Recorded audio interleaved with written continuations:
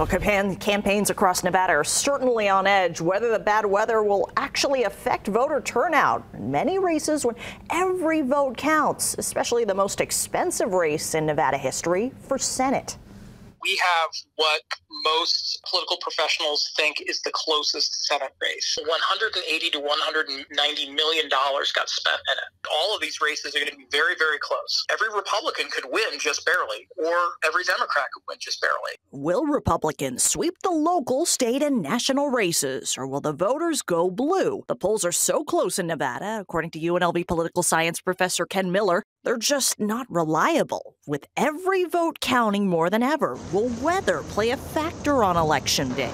Most ballots are going to have been cast before Election Day. It's only a small segment of the electorate that's actually going to go vote tomorrow. More people will vote in person, Miller says, than back in 2020, but mail-in ballots and early voting were already trending before the pandemic. According to the Nevada Secretary of State's office, in 2020, out of 1.8 million registered voters, 670,000 voted absentee. 570,000 voted early at the polls.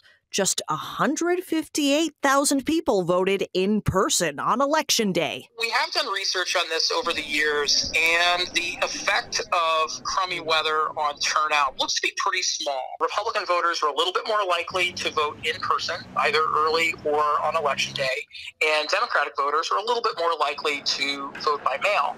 So everyone is trying to read the tea leaves.